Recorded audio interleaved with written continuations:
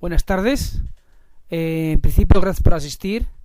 Y antes de empezar la conferencia, voy a decir unas cuantas observaciones que me parecen oportunas. En primer lugar, decir que yo no soy ningún historiador, y menos conferenciante. Y esta conferencia estaba previsto que no la diera yo, sino un compañero que desgraciadamente falleció hace 8 meses. Pero bueno, haré lo que pueda. En segundo lugar, deciros que esta es la historia que yo he descubierto. No quiere decir que sea ni la única, ni la mejor, ni la exacta. Habrá alguien que tenga otro punto de vista y lo que yo diga, pues no se lo crea. Esta es, repito, mi historia. Y en tercer lugar, que yo me ha costado mucho encontrar documentación de historia de este pueblo, porque hasta que no fue independiente prácticamente no hay ningún papel. Los papeles que se encuentran, bueno, pues hay que estar pasar muchas horas en las bibliotecas y casi nunca encuentras nada. Encontrar algo que diga algo es muy difícil. Pero bueno, yo todo lo que he podido conseguir lo vais a ver reflejado aquí en su mayoría y espero que os guste. Nada más, ya empiezo. Bueno, los primeros indicios de asentamientos humanos en estas tierras datan de la época romana. Ya sabéis que se han encontrado restos de cerámica y puntas de flecha en Navabuena y en el Batán. Y aquí en el Batán, además, todavía existe una torre romana de vigilancia llamada Torre Triunmayor, donde también se han encontrado, repito, varios restos de cerámica. Por aquí, por el Batán y todo el Valle de la Ornija, pues pasaría una vía romana que enlazaría los antiguos poblados de Vallóbriga, que es hoy Torrelobatón, y Tela, lo que hoy es Fuenteumbrillo. Y además también pasarían por aquí, o por sus proximidades, grandes vías romanas, como la Asturica-Clunia o la Cedolleri-Segovia, y alguna otra más que utilizarían estas tierras para abastecerse de agua en sus recorridos. Además, podemos decir también que en el camino de Mucientes se han encontrado algunos restos de una vía romana, de lo que sería una antigua vía romana Mucientes-Toro. También algunos historiadores sitúan un miliario cerca de Coruñeses, en una vía romana que enlazaría pues Astorga con Simancas. Así que, en resumiendo, podemos decir que estas tierras fueron lugar de asentamientos humanos y se estarían preferentemente en los bordes de los bosques que había entonces abundantes, donde no les faltaría ni el agua ni la caza. Más adelante, en la época de la invasión de la musulmana, estos territorios, como muchos otros de España, se despueblan. Y tras la Reconquista y la política de repoblación del rey Alfonso III y Ramiro II, Torozos se vuelve a repoblar, sobre todo en los valles de los ríos y los arroyos. ¿Del nombre de la Mudarra? Bueno, pues podemos decir que no sabemos exactamente cuál es su origen. Según los historiadores, su origen es un toponímico que provendría seguramente del árabe. Según Menéndez Pidal, el nombre provendría del nombre personal Mutarraf o Al-Mutarraf, y según García Gómez proviene de Muarra, nombre también corriente por los siglos X y XI. Pulgar, en su libro Historia de Palencia, llama a la villa Egur Mugabe, como perteneciente a su obispado en la época de Fernando I. Es menos creíble que Mudarra fuera una extensión de Villamuda, que es como se la conocía al barrio, por no tener ni voz ni voto respecto de Río Seco. Los datos de que se dispone sobre las primeras repoblaciones hablan del siglo XII y sitúan que la Mudarra nació allá por el año 1156.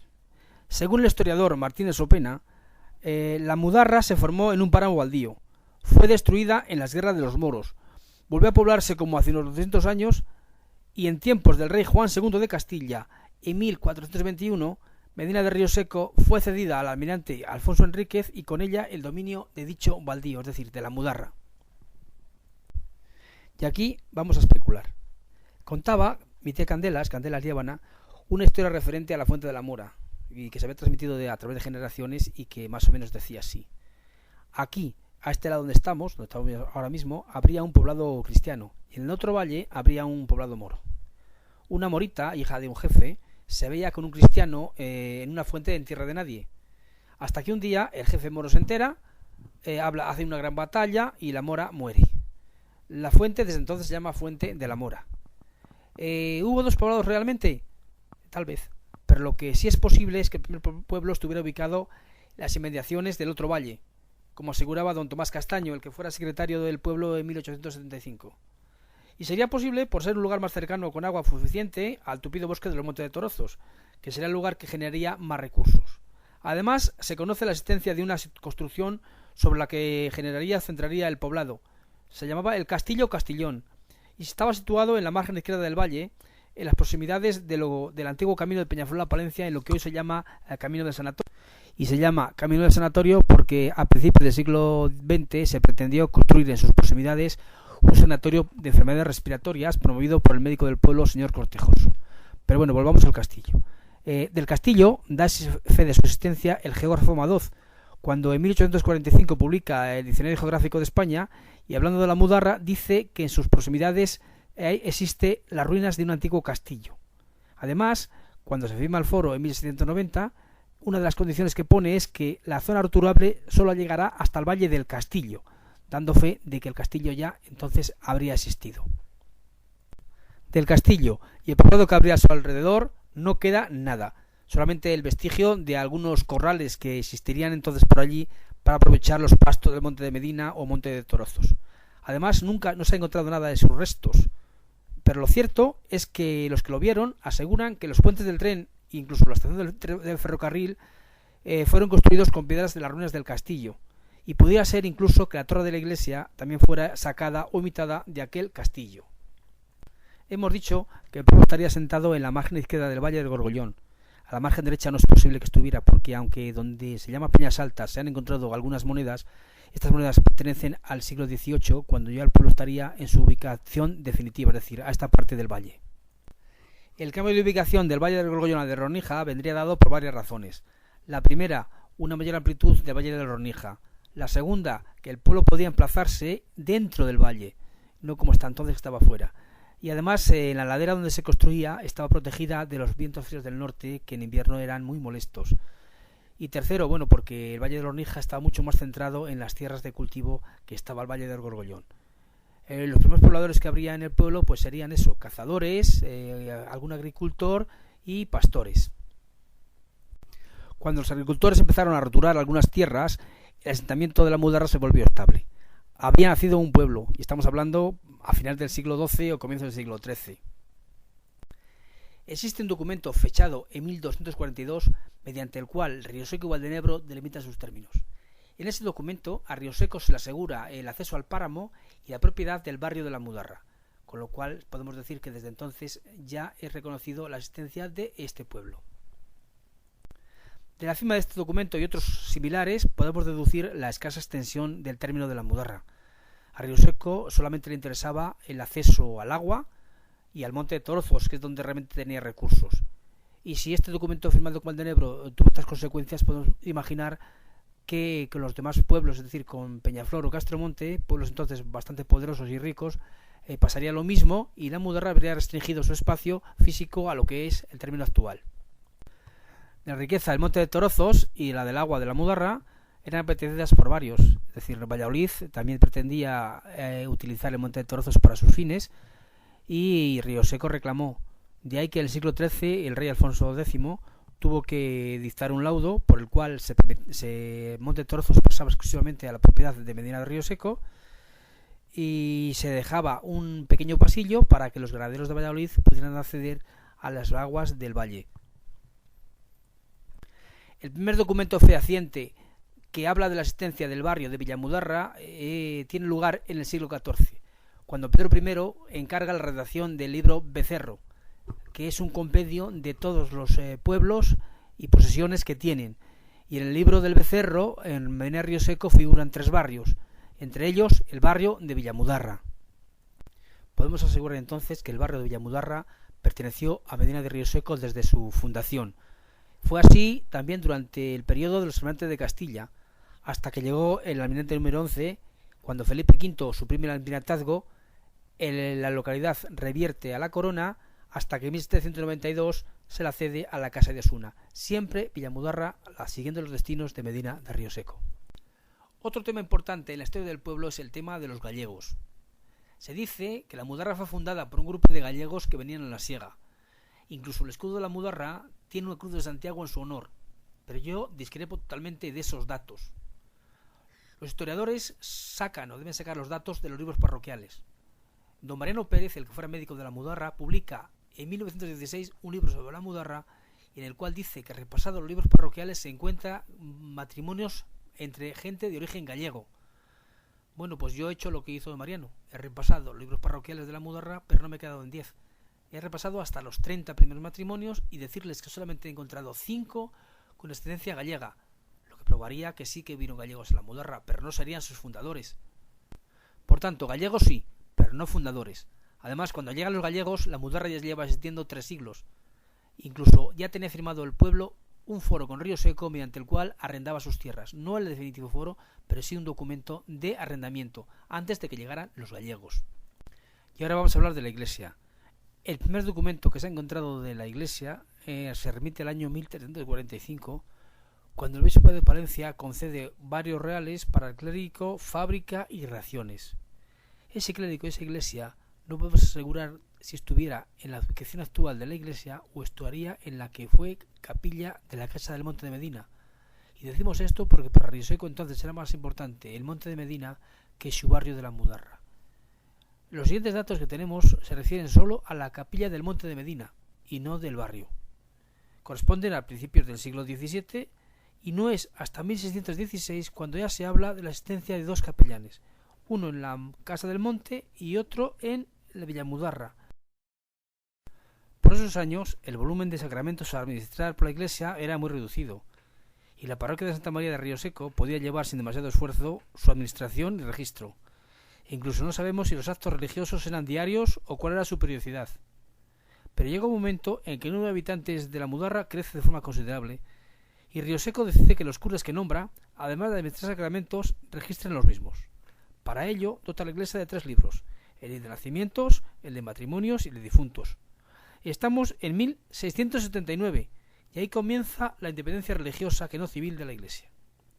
¿Y eso qué significa? Pues que a partir de entonces los deberes religiosos y documentación habrán mejorado, pero en cambio el pueblo deberá contribuir en mayor medida al sustento y mantenimiento de su iglesia. Además, se comienza a construir la ampliación de la iglesia y se construye la actual nave central y demás elementos, que finaliza en 1724.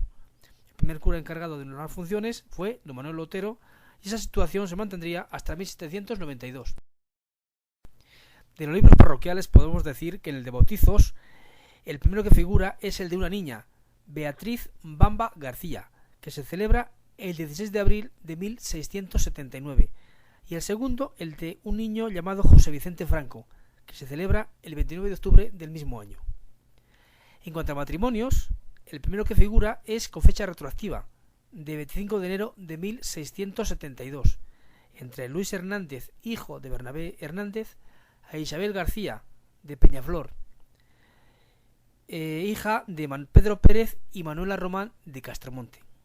Y el segundo, el 29 de julio del mismo año, entre Blas González y Ángela Álvarez. De enterramientos podemos decir que el primer enterramiento se realiza el 25 de abril de 1679 y corresponde a Blas González, vecino de la Mudarra, y el segundo, el 8 de octubre del mismo año, a Antonio de Revilla, natural de Segovia, muerto de un arcabuzazo que unos ladrones le dieron en el monte de Torozos. Los medios de que disponía la iglesia por entonces eran muy exiguos. Casi todos los propietarios pagaban sus impuestos en Río Seco, que era donde residían, y los habitantes del barrio eran gente muy pobre y no podían atender debidamente a su iglesia. De ahí que Río Seco tenía que acudir constantemente en su ayuda.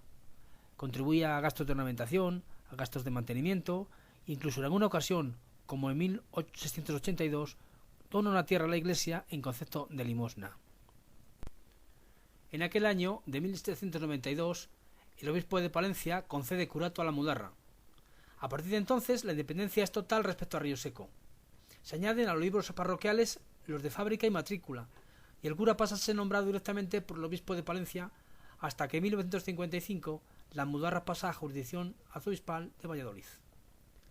Por aquellos años, la iglesia seguía financiándose a través de los ingresos por granos e impuestos, derechos y novena que la correspondían.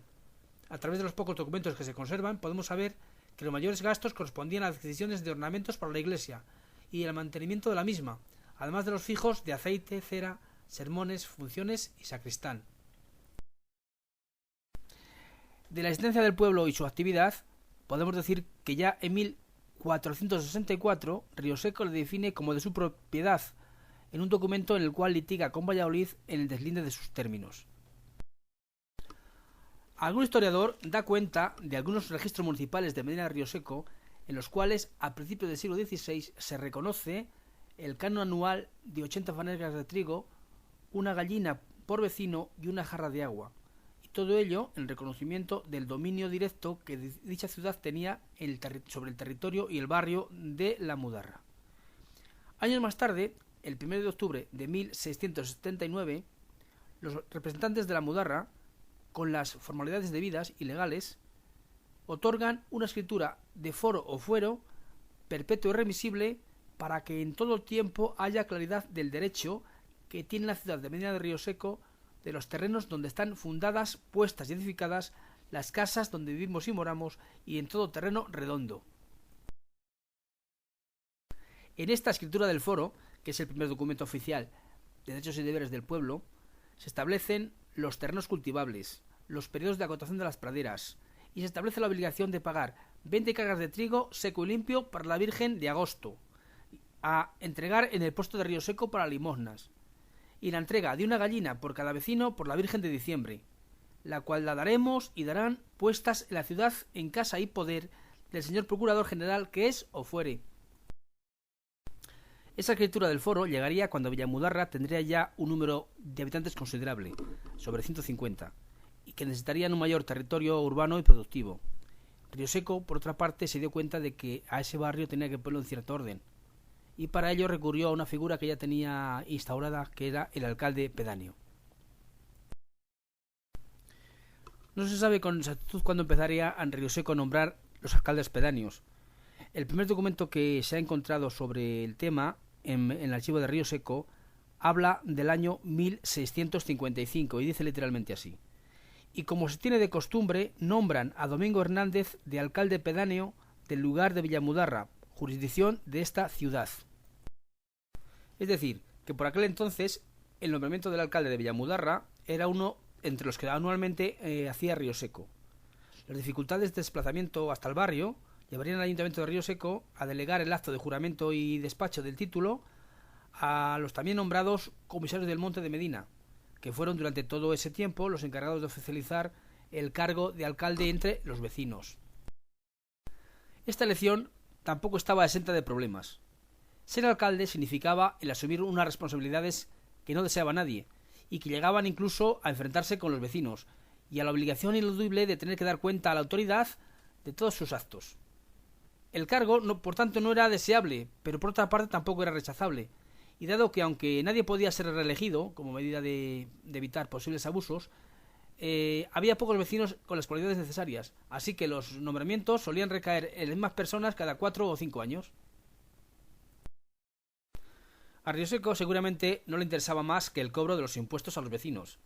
En muy pocos casos tuvo que intervenir, y si lo hizo fue por alguna causa de orden mayor, como cuando en 1672, junto al acta de nombramiento del alcalde de Ermita, seguramente por alguna denuncia, en parte el territorio del barrio, documento que dice así: con advertencia de que el territorio que se les señalase va desde el arroyo del Valle de Coruneses hasta la jurisdicción de Villanubla y su término. En 1680 se nombra por primera vez, junto al alcalde Juan Rodríguez, a su teniente Luis Hernández. En 1683, y siendo almirante don Juan Gaspar Enrique de Cabeza, se nombran alcalde a Francisco Mozo, procurador a Bartolomé Mozo, y fiel de fechos a Tomás Pajares. Es decir, que algunas veces, además del alcalde, nombraba a una persona como procurador, para que representara a los vecinos en cuestiones judiciales, por su analfabetismo, y a un secretario o persona que reflejara por escrito estos pequeños problemas que surgían en el largo del año, además de las cuentas y de los abastos. Ya a partir de mediados del siglo XVIII se nombra un procurador colector que empieza a ejercer en el primer año de vigencia del foro, lo que suponía que Río Seco daba la importancia debida al cumplimiento por parte de los vecinos de su barrio. En los años de vigencia del foro hubo muy pocas novedades. A comienzos del siglo XVIII, en 1732, encontramos información del que suponemos primer apeo y amojonamiento de las tierras bajo jurisdicción de Medina de Río Seco, incluidas las correspondientes al barrio de La Mudarra. Suponemos que fue originado por denuncias de límites ante invasiones ganaderas. Esta cuestión será fundamental en la relación entre La Mudarra y Medina de Río Seco. Los litigios entre ambas poblaciones siempre serán debidos a las invasiones por terratenientes ganaderos riosecanos, intocables por entonces de territorios de la Mudarra. De cómo era el pueblo por aquellos años, podemos deducirlo por un documento del 18 de mayo de 1753, cuando el alcalde de la villa, don Gabriel del Río, junto con don Miguel Francisco, secretario, y los dos vecinos, José Fernández León y Francisco Mozo, ante el real emisario de la hacienda de Medina de Rioseco, don Gregorio Franco, afirman, entre otros datos, los siguientes al referirse a la Mudarra. La población es reducida, unas 200 personas, entre las que encontramos un barbero, un sangrador llamado Joaquín Paris, a quien se le pagan 68 fanegas de trigo morcajo, un clérigo llamado don José García Campuzano, un herrero llamado Ignacio Gutiérrez, a quien se le retribuyen con 200 fanegas de trigo morcajo, además de los beneficios que su oficio le reporta, un jornalero y 3 pobres de solemnidad. Hay también una taberna. En agosto de 1760, el Ayuntamiento de Medina de Rioseco, y en función al incremento de viajeros entre la ciudad y Valladolid, acuerda construir una venta en el camino real que une ambas ciudades. Como la distancia entre ambas es de 7 leguas, la venta se situará a la mitad, es decir, a 3 leguas y media. Decía el acuerdo de construcción, frente al barrio de la Mudarra, de esta jurisdicción, donde existen diferentes valles y a muy poca cota descubrir abundancia de agua, y con la misma recoger la piedra necesaria para la citada fábrica, y en esto los transeúntes lograrían, de mayor conveniencia para su descanso y refugio, mayormente en tiempo del invierno. Y como el camino es estrecho y sin proporción para el consabido fin, se situará traverseando y saliendo fuera del camino. La venta, que disponía de todas las piezas necesarias para atender a las caravanas de viajeros, vendría a resolver los problemas que presentaba la casa del Monte de Medina, de construcción muy vieja y sobre todo situada más al interior, y expuesta a las agresiones de asaltantes y bandoleros, ya que por entonces hacían famoso al Monte de Torozos. Porque si se habla de bandoleros, el Monte de Torozos era muy famoso. Valladolid fue, hasta final del siglo XVI, la capital del reino, y hasta allá concurrían los caminos reales. Los de Galicia y Asturias se juntaban en Rioseco, y tras pasar por la Mudarra y Torozos, llegaban a Valladolid. Allí, en Torozos, era el lugar idóneo que tenían los atracadores y bandoleros para asaltar a las víctimas. Cuando Valladolid dejó de ser capital del reino, los bandoleros siguieron allí.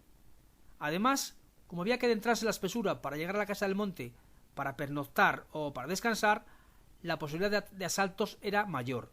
Por eso, cuando hicieron la casa del Parado del Milagro en las afueras del camino, los conductores de diligencias y viajeros agradecieron mucho la nueva construcción. En este siglo XVIII, Rioseco dictará muchas normas que afectarán a su barrio. En 1742 dicta normas sobre el cumplimiento del foro, es decir, sobre tierra y dominios afectados, y descubre que Jerónimo Galarza disfruta en el barrio de la Mudarra unas tierras y un molino llamado de Cuadrado sin pagar como los vecinos de aquel barrio, cosa que por razón del foro se debe hacer saber qué título lo goza. Como Galarza se niega al pago por entender no recogido en el foro, el asunto se lleva a Valladolid sin que sepamos su resolución. En 1750 las normas son sobre deslindes de cañadas y pasos de ganados, sobre corta de árboles, sobre comprobación de pesos y medidas, y sobre listas y ejecución de denuncias. En 1752 sobre información exacta y variaciones del foro, y aiguadas cultivadas en él, porque entiende que se están cultivando más tierras de las aforadas. En 1765, ante los desmanes que entiende Rioseco se producen en su barrio, porque el número de habitantes no deja de crecer y estos levantan casas y corrales sin permiso y dicen no tener recursos para mantener un escribano, y encima hacen juntas y toman acuerdos sin tener nada que ver con Rioseco. Además, se cree que han roturado más tierras de las debidas en el foro, y por eso el Ayuntamiento de Rioseco dicta una serie de normas de obligado cumplimiento, como son: primera, que la toma de posesión del alcalde nombrado fuera pública, porque los vecinos de la Mudarra no admitían algunos nombramientos y recurrían estos ante la Audiencia Provincial de Valladolid. Segunda, que en adelante no se pueda realizar ninguna nueva construcción del tipo que fuera sin el permiso de Medina de Rioseco.